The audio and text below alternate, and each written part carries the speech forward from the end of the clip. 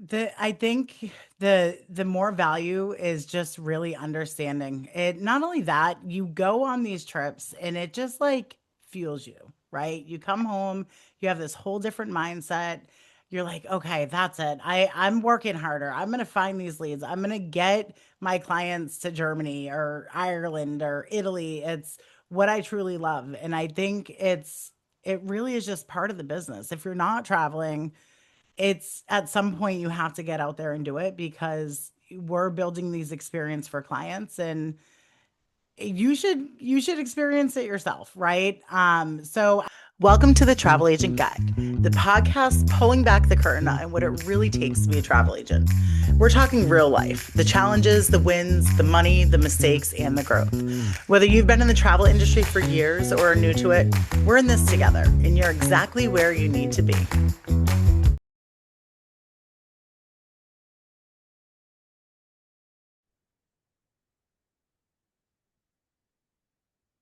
Welcome to this week of the Travel Agent Guide. I'm super excited to dive in because this is one of those episodes where it is the best part of what we do.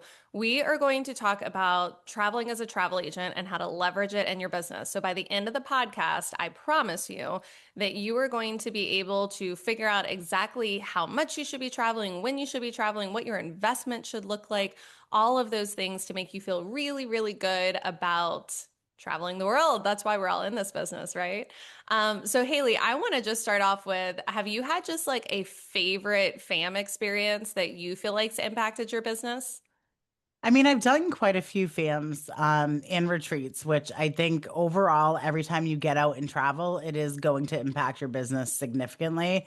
I feel like every time I start posting about my personal travel, I do start getting leads coming in the door.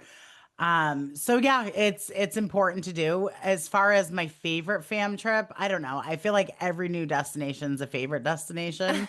I've done a great Costa Rica trip. I've done an Alaska trip. I did a Christmas market to Munich last year. So yeah, I think overall diving into what you're truly selling is, like you said, it's you're going to leverage in your business. I think the ones that tend to get some like, oh wow, look at that moments, if you could find a couple of those moments on your trip, it tends to make your network feel like they can trust you more. But that being said, when you're thinking about where should I travel, it needs to be where you want your clients to travel. So if you're selling a ton of Carnival Cruise Line and you're like, oh, I just got this fam on Canard, well, that's probably not the jump to make, right?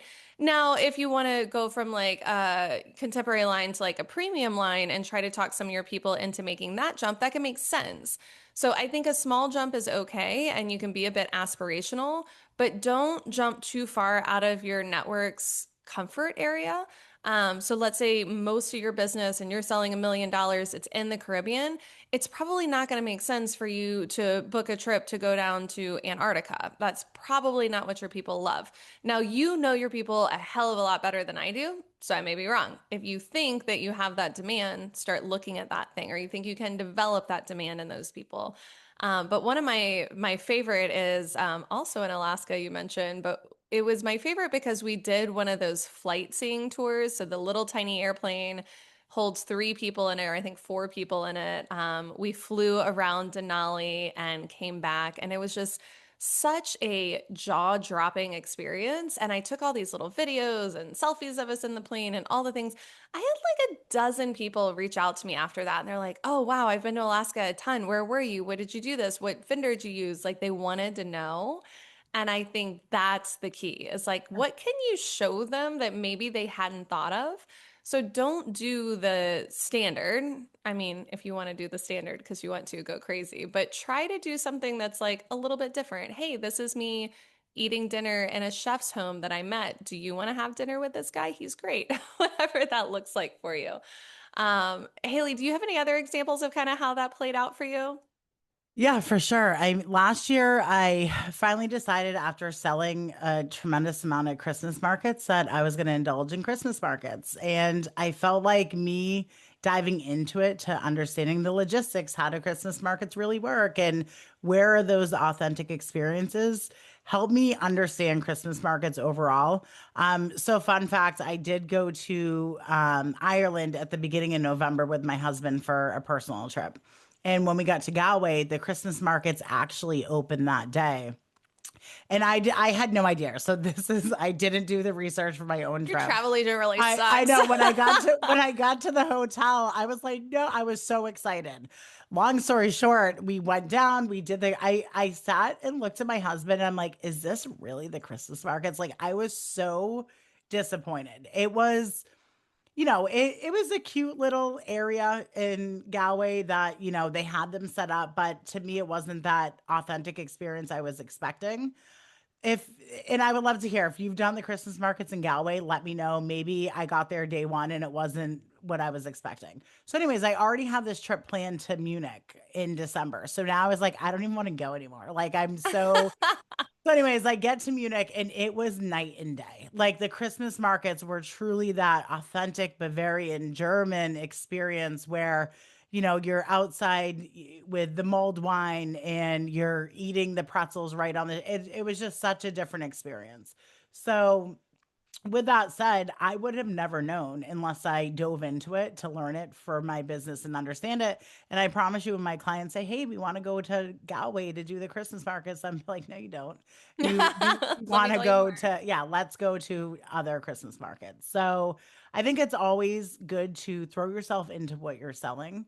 To an extent, your clients are going to see that you're doing it. You're going to come home and save all of your social media and marketing materials, your videos. I still am posting pictures now because I want to market for this coming season that were for last year. So I use marketing material or the videos throughout the entire year. And it starts conversations exactly like you said, Bird. You may not get a lead coming in, but you get somebody who sees that Haley was just in Ireland and then she went to Munich and okay, she must know about Christmas markets. Then 2, 3 months later, they're going to reach out to me, right? Yeah, absolutely. So I want to highlight though the strategy behind how to decide on a fam because so many people get into this industry. And if you're listening to this podcast, you're probably not one of those people that's just in it for the travel. You probably genuinely love being organized and helping people plan and doing the research and the strategy behind a vacation. However, I think that it's very easy to get dreamy-eyed in the industry because so much tends to fly at you in the beginning. And when you're not used to getting offered trips, you tend to believe that that opportunity is going to be gone, right? Like if I don't go on this Croatia yacht cruise, I'll never get the opportunity again. I've got news for you. They're going to offer it again next year. It's going to be just fine. And it's now that, I've been in the industry so long, I don't have the FOMO the way I did in the very beginning. But if you are finding yourself like, I've got to go on all the things, I've got to do everything, I will tell you, the years that I have done less, I have tend to grow my business significantly more. What I would say is sit back and be strategic about the year, choose one, maybe two trips and plan a ton around those trips. So plan a ton of social media, plan to talk about it. I love making posts before I leave that's like, hey guys, I know I'm a travel agent, but I'm going to ask for advice anyway. Who's been to Galway recently and have you ever done this, right? And see what they say about it. And I've noticed my network chimes in all the time because people want to talk about experiences they have. And they're like, oh, yeah, last time I went to Galway, I did the Christmas markets and it sucked, right? Whatever it is. But people do love chiming into it. So I love asking, like, before the trip, asking advice from my network. I love posting fun facts like, oh, I'm going to Alaska soon. Did you know da da da? I'm doing this. Did you know, right? Like I love those kind of getting ready for it post. And that will last weeks before I actually travel. And then the content from when I'm travel will obviously last weeks afterward. But I'm at home in front of my computer, being strategic, making sales, making money. The travel agents that you are seeing that are out there on a different vacation every single weekend, yes, I use the word vacation strategically in that moment, they're probably not the ones selling millions of dollars. So decide for yourself. Like, are you in it for the I'll take every fam trip that comes my way? Or are you in it because you want to make a real career out of this? And if that's the case, I think you need to be very strategic in what you're going on and what you're taking time away from the office to do. I mean, Haley, how do you think about it when you decide on a fam? Yeah, I think that's really you nailed it, Bird, right? I spend I actually have my travel set up really weird and I was thinking going into next year I should probably fix it. But I go like gung ho work from January to September, October. And then I start traveling September, I do a trip, October, November, I do another trip. And I really just base it off of where are my clients going? It's typically Europe. So every year I'm diving into a new European country, but I'm only doing one. Unfortunately, I can't get to Europe 3 or 4 times a year in a perfect world, right? But I am spending 7, 8 months out of the year where I am truly just working, working, working and selling and doing what I need to do. Then I take that and I'll even roll it into the next year. So that's kind of my strategy. I do 2 trips a year. This year is Machu Picchu, right? So we're going to be doing that where we highlight this amazing bucket list trip that I've already been highlighting and talking to my social media about it for now 6 to 8 months and getting them ready because they know the content's coming. They know, okay, here goes Haley again, right? And they're excited and they're going to be like, oh, how did you do that? Like, I want to go to Machu Picchu. And that's what I want. I really want people to say, Haley is the true expert. I want to send people to her and I'm going to lean on her for any big trip that I have. So that's how it works. And then, my Europe, I just determined the countries that I usually sell. Like you said, I'm not going to go do a fam trip to somewhere I'm not selling. So I have another fam trip that I'm going to do in Switzerland. I've sold a lot of Switzerland. I've never been to Switzerland. I want to see how the train system works. I feel like I'm so excited to see how it goes and what happens. So now I just come back and I have that true Switzerland experience that I can just continue to sell and make these amazing trips for my clients. I love that. Haley mentioned we are taking our top advisors to Machu Picchu this year to Peru, and I'm super, super excited to bring them.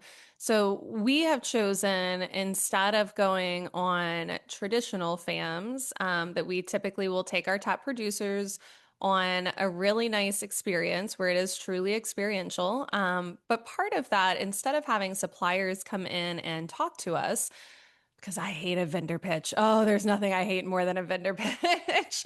Instead of doing that, we do 4 hour chunks of classroom time where we strategize and have workshops for our advisors that are very hands on. And it's an exciting opportunity. So we really, really love doing that. And I know that a lot of my advisors have grown because of that. Now the people on the trip, again, they're usually the type of people that are selling these bigger bucket list trips. So Machu Picchu aligned really well with what we're looking for. Um, I've already started planning 27, Haley, and I can't wait to tell you about it. I'm not telling you yet though. So one of the things I would say though is when you're thinking about, okay, what is it that I want to do? You also have to consider the cost of the trip. I've seen FAMs for free. I've seen FAMs for a couple $100, and I have seen FAMs for like 5 grand.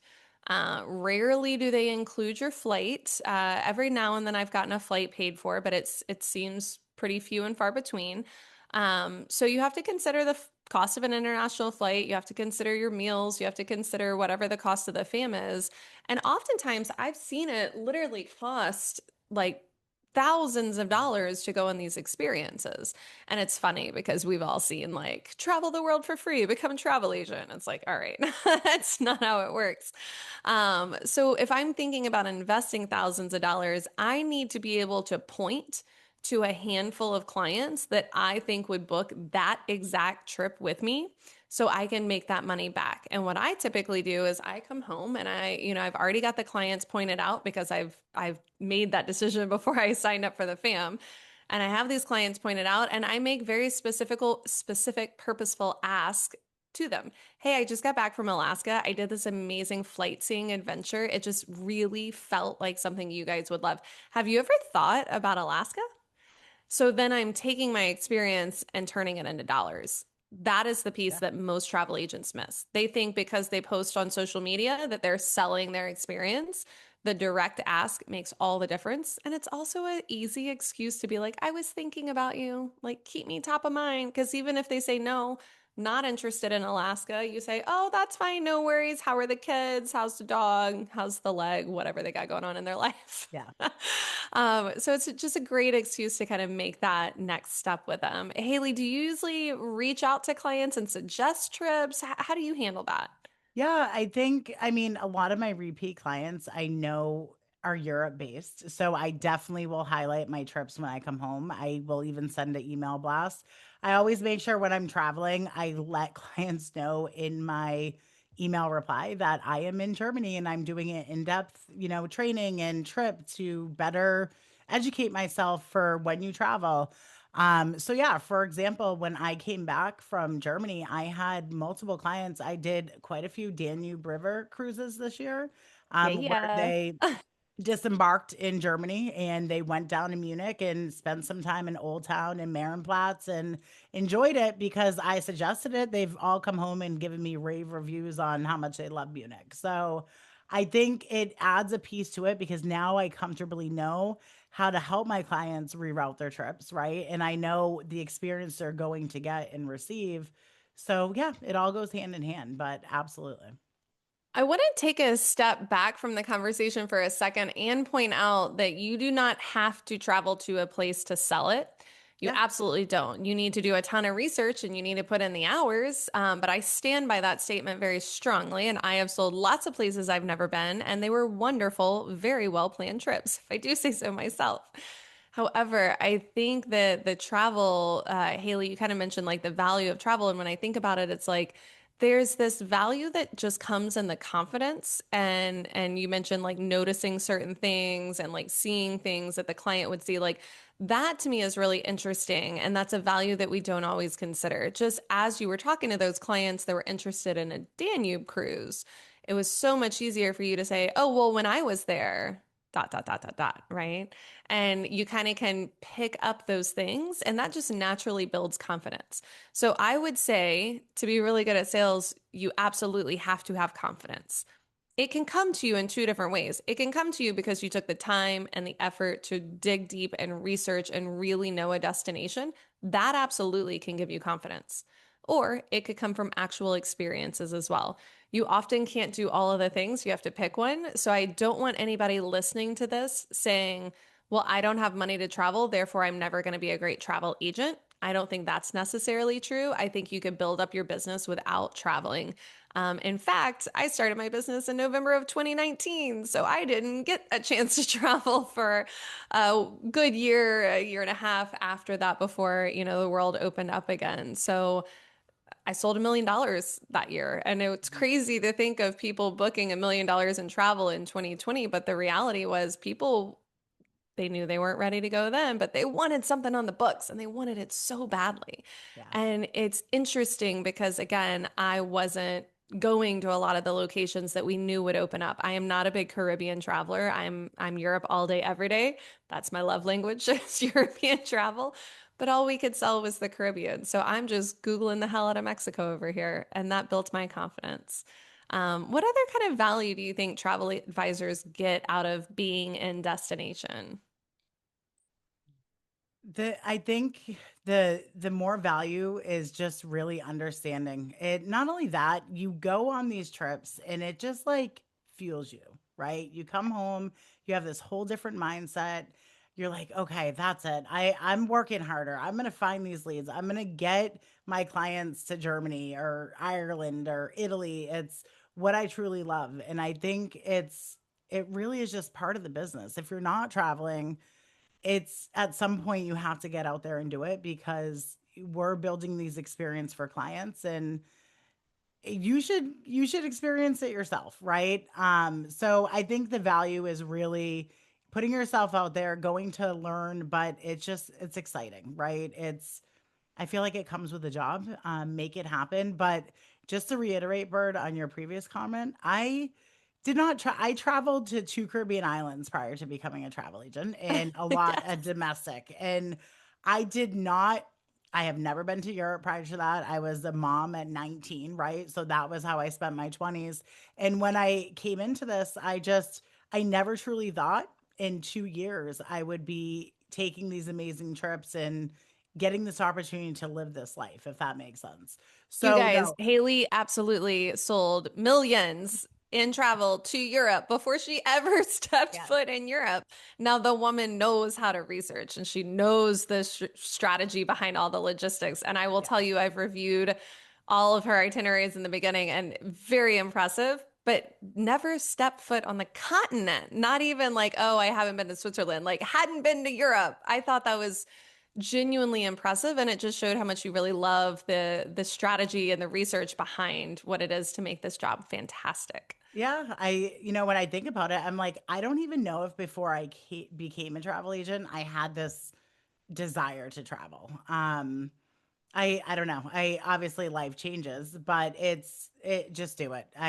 The best advice I can give when I talk to newer advisors coming in, I do tell them all the time. I get a lot of questions about the fam trips. And again, you look at it as an opportunity of, oh, becoming a travel agent and people aren't understanding. I think it's important to notate that a fam trip is truly diving in and educating yourself. You're doing a lot of site visits. They're usually a go, go, go experience. So if you're looking for a more relaxed vacation, it's not going to be a fam trip, right? Yes, It's yes. definitely, hey, we're gonna go check out 4 hotels in a day. And of course, you get wine and dine at each hotel. It's a great experience. You meet other travel advisors in the industry.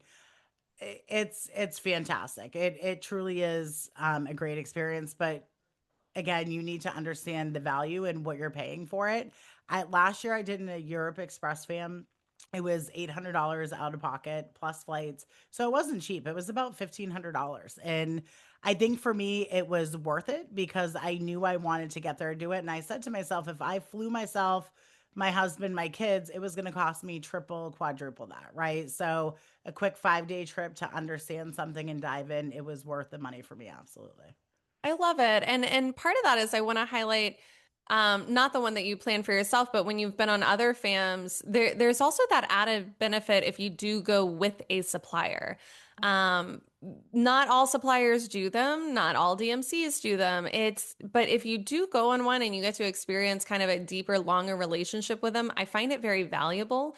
Some of the FAMs that you will find when you're brand new and you haven't sold anything is you'll find a lot to the Caribbean. So I'll shout out Vacation Express because they do FAMs all day, every day. And what they do is they'll bring you down there, they'll pay for your hotel, they'll wine and dine you the whole time, but you're going to see 5+ resorts every single day for 2 or 3 days, and it's going to be exhausting. And like Haley said, it's very go, go, go. But you're going to know Vacation Express inside and out at the end of the day. You're going to see a ton of resorts and get a ton of marketing material. And if you're brand new and the Caribbean's what you want to sell, it's a fantastic support. It's honestly a great way to get into this and kind of understand things. Let's say a couple years down the road, you've pivoted, you want to do Europe now. Great, fantastic. I know Europe Express, for instance, does a lot of FAMs. There's a bunch that'll do them around Europe, but I'll just call them out for a second. When you spend, 5+ days with your BDM, you better believe Chad's going to answer the phone when you call, right? Like we Yeah. know that that's how it works. So I just think it's important when you think about the value you're getting out of it, you're getting confidence, but you're also getting the supplier relationships in a different way than you're ever going to get on a Zoom call. I Zoom with my suppliers all day long, but I have a 6 and a 3-year-old. So the times I leave my home are very few and far between, especially because, like I said, we take our top producers every year on some big fancy fun retreat. Well, that's my trip. Like, I usually don't have another, I might go to one conference, but usually there's not a lot on top of that.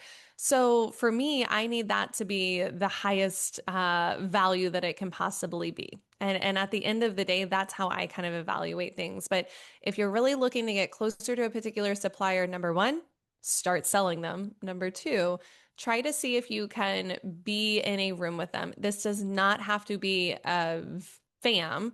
This could also be, hey, are you going to be at X, Y, and Z conference? I'd really like to meet you. Can we get coffee? Can we go to dinner one night? Can we whatever? Just so you're spending more strategic time. I hate this industry does like these speed dating things. come from real estate, we would never in a million years do it that way. I'm like, travel loves it for some reason. Speed dating is a shitty way to get to know people. Like it just isn't good. And I really hate it. But get that BDM's information and say, can we speak later? You're also more likely going to be invited to more FAMs when you have those deeper relationships with BDMs.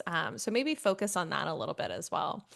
Haley, let's talk about the do's and the don'ts on FAMs. Is there anything that I need to like have in my mind of like this is frowned upon in the industry?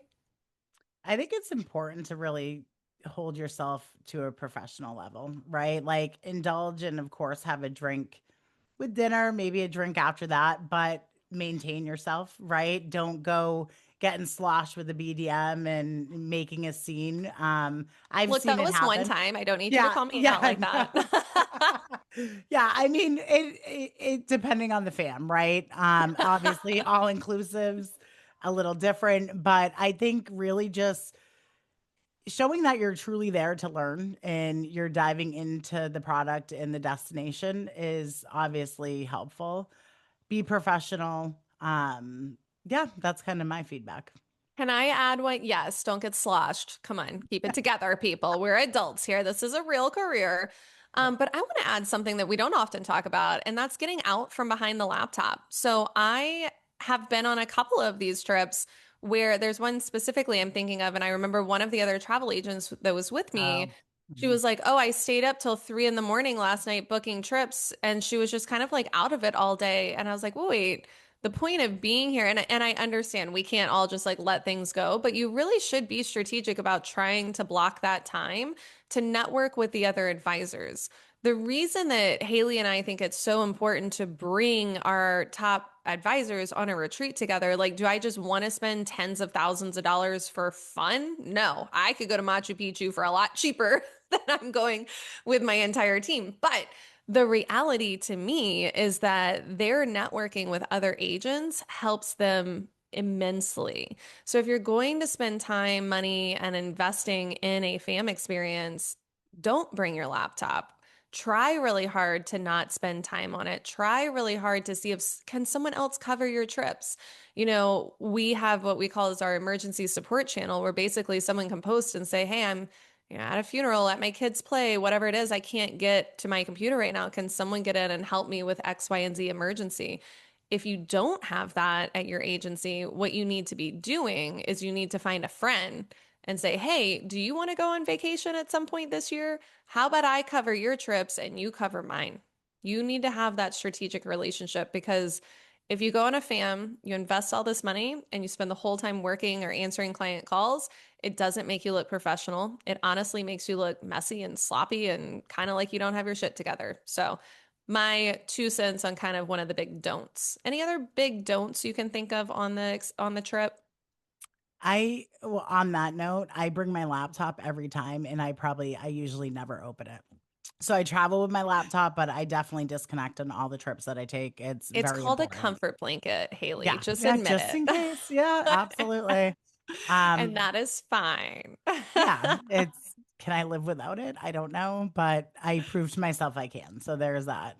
But any other don'ts is I guess just putting down the supplier itself, right? If you're there, you should be believing in the partnership. You should be believing in the BDM and you should be saying good things to each other about this whoever's putting on and hosting you guys. I think that's really That's a important. great one. I have seen advisors get together and kind of bash and talk badly about maybe the not BDM, but the supplier and all the problems come together and, figure it out and just enjoy the moment, right? I think that's important.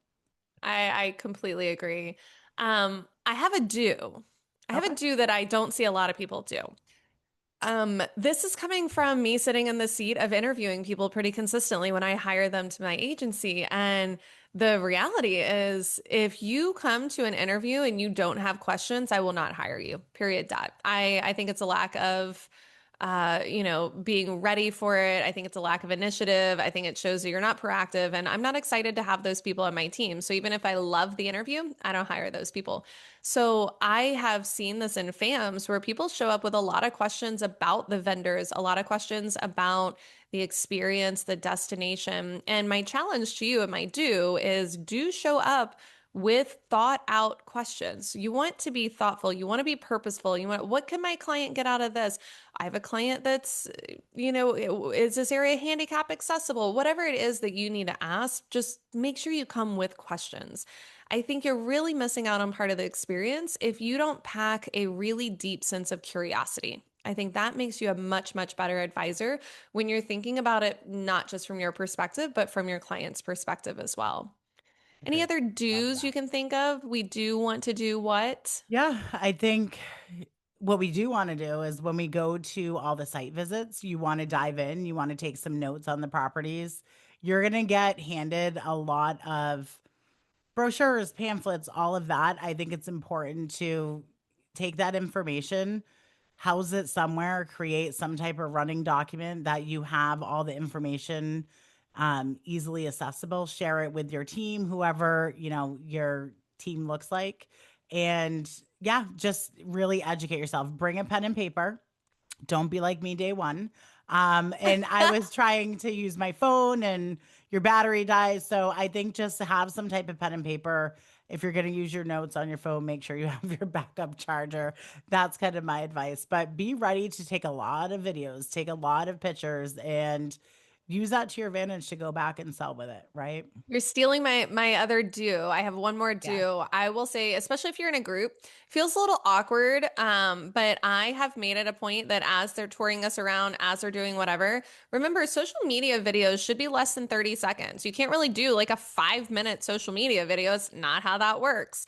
So I will, as they're kind of doing a discussion or as they're doing whatever, if there's some in between time, maybe everyone's going to the bathroom, whatever that looks like, just kind of go to the side and take a quick little selfie video saying like, "Hey, right now I'm in the Amalfi Coast and this is a really cool thing I just learned. Did you know you could do this?" Da, da, da, da, da, and then kind of go from there.